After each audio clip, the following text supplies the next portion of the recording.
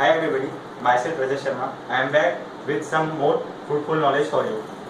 Today, the topic for discussion is computational fluid dynamics, that is CFD. I think it is a very crucial topic that every chemical engineering student should know. Actually, nowadays we are not providing that computational fluid dynamics course in our graduate level, that is in BTech level, and it is being provided in our master's degree, that is in the MTech level. So first, let's start from the basic. You have already studied, like me and everybody, all the graduate students have already been studied the fluid dynamics in our second year course. So I will be taking some examples. Few of the examples we will take, and we will see whether we will be able to solve those examples with the help of our basic knowledge of fluid dynamics. So let's take this room. Okay, let's take this room, and we want air conditioner to be put into this room. So as an engineer, we want to know where we should put that air conditioner so that we can get the maximum efficiency of that AC, as well as we want our room to be cooled as much as possible and as soon as possible. So to do this, we should know the fluid pattern inside the house, how the hot fluid is going outside it, and how the air is becoming cool, and what is the fluid pattern inside, and how it affects the people. And how it affects the people sitting inside the room, and how the number of people will affect the cooling effect of that AC. So we should know that, and I think we can't solve this problem of efficiency with our basic knowledge of fluid dynamics. We can't solve this. Okay, let's see this way. Let's go into the industry. Let's take one more example. Let's consider a reactor. You have a catalyst, you have a reactant, and you want to produce a product. Now for reaction to be efficient, or you want a maximum conversion, then you have to place an impeller. That is the most of the cases we are putting an impeller. So you have to put the impeller inside the reactor. So the question which arises in our mind as a chemical engineer is how we should place that impeller so as to get the maximum conversion, so as to get the maximum mixing, and what are the block points or what are the stagnant points in the reactor. We should know, we must know. Actually, from the basic knowledge of fluid dynamics, we can't know all these things because we can't find the fluid pattern inside that reactor. So we should invent, or we should get some way of finding the fluid pattern at each and every point, and the velocity and the pressure at each and every point inside the reactor, or some kind of equipment like that, so that we can solve that queries.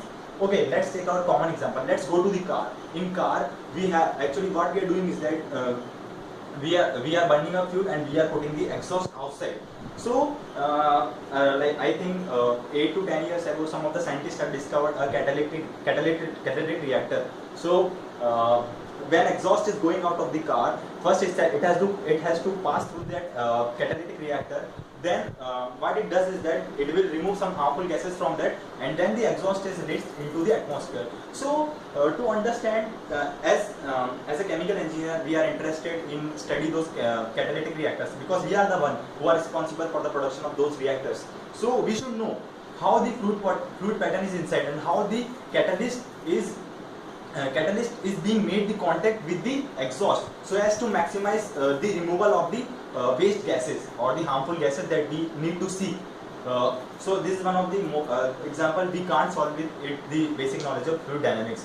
Okay, we can also see the example of internal combustion engine, because there are so many reactions going inside and so many heat is involved in that. Not only this, okay, CFD is not only for the fluid dynamics. It is a generic kind of thing which can solve heat transfer, fluid dynamics, as well as mass transfer simultaneously.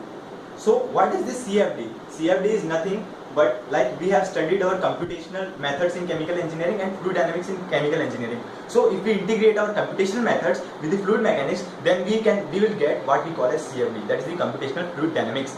So what we are doing in computational fluid dynamics, we are doing nothing but we are implying numerical methods to find a solution at a particular point.